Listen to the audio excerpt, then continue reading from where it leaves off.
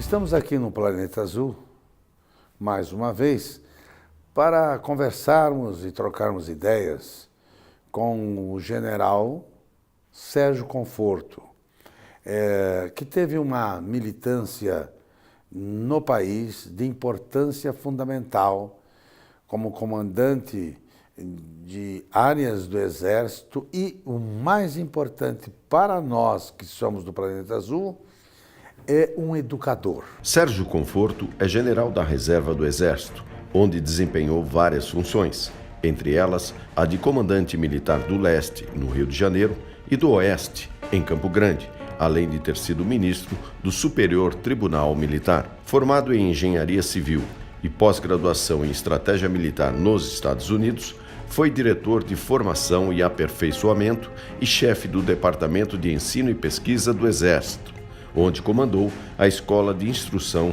Especializada. Na Fundação Armando Álvares Penteado, dirigiu o Centro de Estudos Estratégicos e desenvolveu o curso de Estratégia Militar para gestores de negócios. General, pergunto, como é que nós vamos ter aqui, num projeto de segurança externa e segurança interna?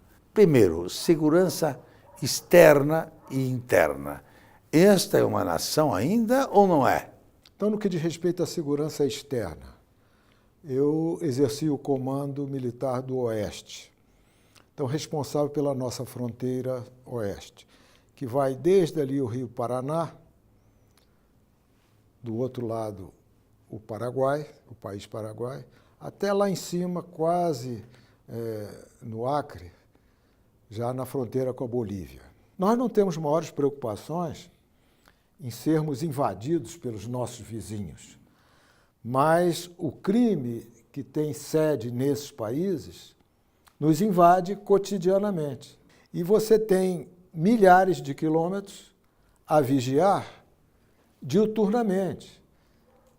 Isso é praticamente impossível. Os Estados Unidos, que tem uma fronteira muito menor que a nossa e com um único país, né, não consegue evitar que haja o tráfico de drogas, de pessoas e tudo mais. Então, no que diz respeito a esse tipo de segurança, que é talvez a maior preocupação hoje em dia, a referente ao tráfico de drogas e de armas, contrabando, de modo geral, todo mundo sabe que o Brasil é o maior importador de cigarro produzido no Brasil e no Paraguai, né? Então, isso é algo que é uma missão quase impossível, porque demandaria efetivos enormes. Buscou-se, então, para obviar o problema, para amenizar o problema, criar um sistema chamado CISFRON. O CISFRON, abreviatura de Sistema de Fronteiras, ele é composto de gente em terra, gente no ar, gente no mar, porque a fronteira marítima também é fronteira, né? E artefatos espaciais, que seria a única forma de nós exercermos uma vigilância muito mais eficaz sobre essa imensidão, esses milhares de quilômetros de fronteira que nós temos. O CISFRON foi idealizado, poderá vir a ser um fator de diminuição importante desse problema, embora eliminar só poderá acontecer se os países do lado de lá igualmente cooperarem. Isso tudo acontece no Brasil, mas não acontece hoje. Sempre teve, mas nunca o povo brasileiro soube da missão que eles estão realizando. Por que isso não é valorizado? Há algo de errado nisso? Por que isso não se fala em nenhum meio de comunicação mais, vamos dizer, mais popular? General, precisamos divulgar mais essas informações, porque são informações importantes para toda a comunidade, para toda a população, para ter orgulho de que nós temos este papel na sociedade. Ninguém falou nada. Mas há quanto tempo? Há 30 anos não se fala isso. Esqueceram. Então, a minha pergunta, general, isto se trata de segurança, vamos chamar, interna, porque isso gera problema interno, mas externa, defesa de nossas fronteiras. Temos equipamento suficiente para defender isso? Temos brasileiros que vão lá enfrentar essa defesa para termos a nossa nação? Em termos legais e constitucionais, cabe à Polícia Federal e à Receita Federal o papel de vigilância das nossas fronteiras. Vigilância no sentido de coibir os ilícitos, o contrabando de pessoas, de materiais de modo geral, cabe a essas instituições. Certamente nós não vemos em um país que não está pronto a disposição para consumir vultosos recursos que seriam necessários para isso. E o que eu quero dizer com um país que não está pronto ainda? É um país que ainda não tem todas as estradas, que não tem todos os hospitais, que não tem todas as escolas, não tem todas as fábricas, que precisa ter. Então, fica muito difícil decidir aquele dilema antigo entre manteiga e canhões. Não é? Vamos preferir o quê? Alguém vai abrir mão de um hospital que precisa, ali na proximidade do lugar que mora, porque está acontecendo alguma coisa numa fronteira distante? Né? As pessoas tendem a esquecer o problema enquanto está distante de si próprio. Mas, quando chega perto dele, aí então ele desperta e começa a reclamar que não está sendo visto. Então, nós temos hoje em dia como estabelecido que o maior inimigo de todos os países não é necessariamente o seu vizinho. Eu tenho residência no Rio de Janeiro. A Polícia Rodoviária Federal, vez por outra, faz incursões nas rodovias, na Rio-São Paulo, na Belo Horizonte-Rio, na Rio-Santos, etc. Mas a quantidade de drogas e armas que entra pelo mar é uma loucura. Porque aquilo vem num navio que sabe-se lá de onde está chegando, é passado por um iate, por uma lanchazinha e tal, que não é objeto de fiscalização, porque são milhares deles, e que encostam numa praia mais longínqua, colocam dentro de uma van e dali vão embora. Né? Então, há necessidade de uma conscientização legal e institucional para coibir isso.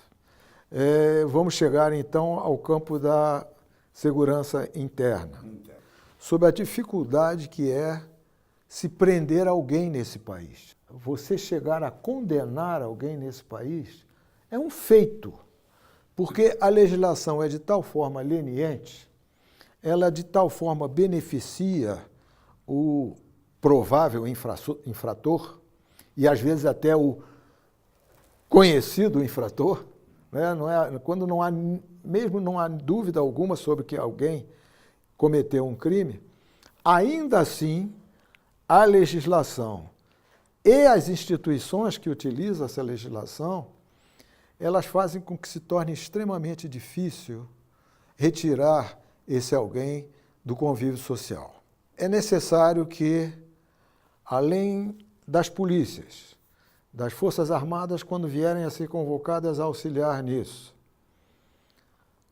além dessas instituições, que outras instituições tais como o Judiciário, que recebe as denúncias e julga, condenando ou não, que mantém na prisão um indivíduo perigoso, que o próprio Ministério Público reconheça um estado de beligerância, de guerra mesmo, e que isso, então, exija um comportamento diferenciado.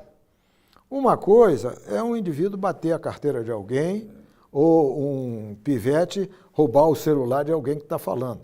A outra coisa é ser criado um sistema de recebimento, distribuição de drogas, de convencimento dos jovens a se drogarem. Né? Então, isso tudo é um sistema que funciona e funciona, infelizmente, muito bem no nosso país. Você citou algumas capitais. Mas se você for numa cidade pequena, de 1.000 e poucos habitantes, lá vai ter uma boca de fumo ou vai ter alguém que está vendendo droga, o crack, a maconha, que vem de fora, que não é produzida lá. Então, este é um problema nacional e que precisa ser encarado com uma disposição nacional, que realmente se encare isso como uma guerra da sociedade contra o tráfico de drogas, o tráfico de armamento, que é um acessório do tráfico de drogas, porque hoje em dia, onde tem mais dinheiro circulando no mundo inteiro, é aquele que é oriundo do comércio de drogas. General, no Rio de Janeiro, o que vamos poder esperar da intervenção e do sucesso do novo governador que foi eleito? Bem, eu já estive na cadeira que hoje em dia é ocupada pelo general Moura Neto. E acompanho o trabalho desse brilhante oficial. O trabalho está sendo muito bem feito. Só que as instituições não sejam devidamente motivadas a ingressar na batalha contra o crime, não resolverá.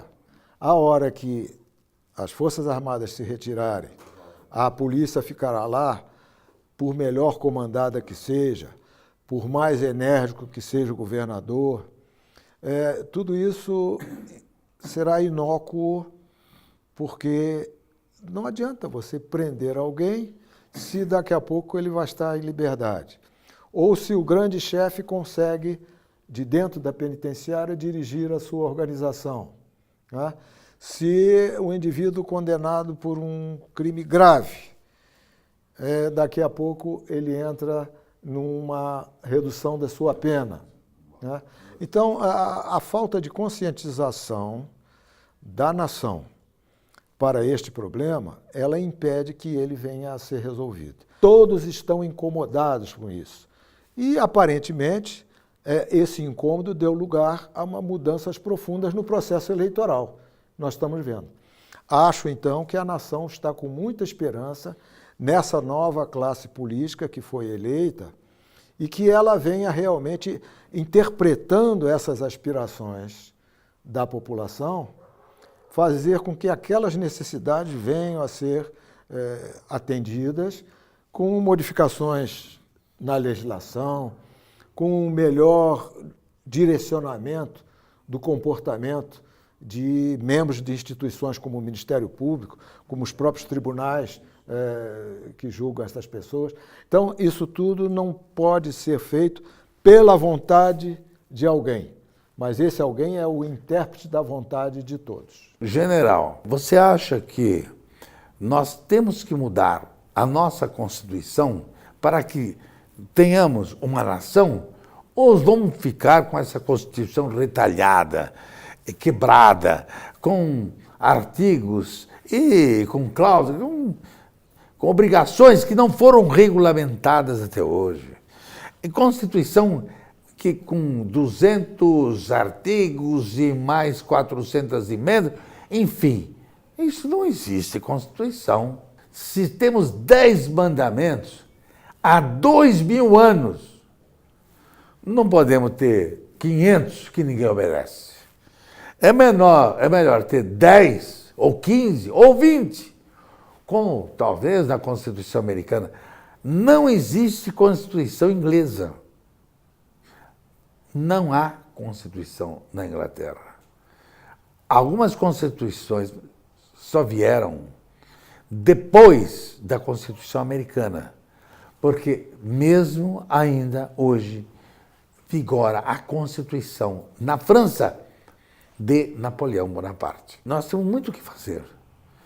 Tem tanta coisa para fazer, não nem para nós, nós não temos interesse em coisa alguma, mas para desenvolver as pessoas que vamos deixar, o legado que vamos deixar. Como é que vamos fazer?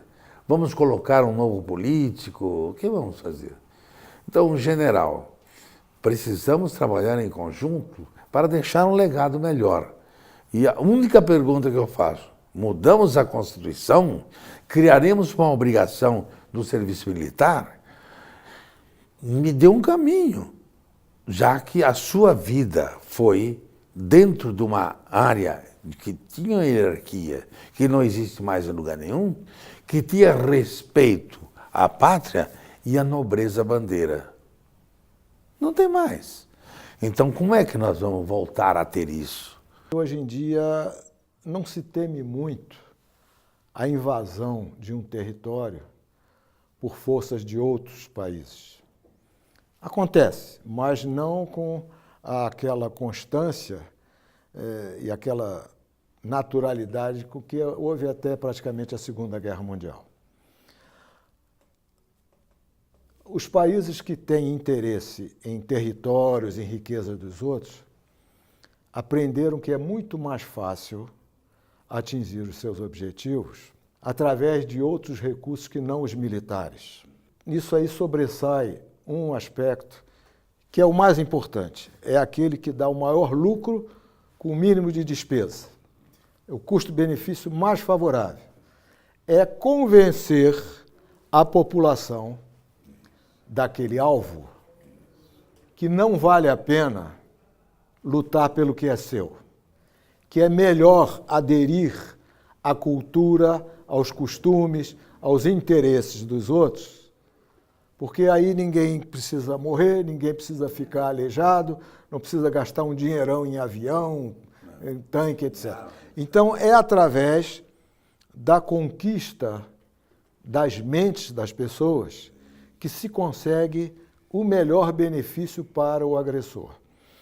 O que me parece que está acontecendo atualmente no nosso país, e não é de hoje, é que nós estamos sendo sujeitos a uma estratégia de dominação. A nossa cultura está sendo de tal forma solapada, subvertida, aquela coisa que você falou, o conhecimento que é transmitido nas reuniões familiares, que hoje em dia não acontece mais, a cultura, o respeito aos antepassados, isso tudo está sendo apresentado através de meios como o que você citou, né? na televisão, e pessoas famosas, pessoas que têm importância, vêm e dão esse mesmo tipo de depoimento, dizendo que é ridículo, que é politicamente incorreto fazer isso, fazer aquilo.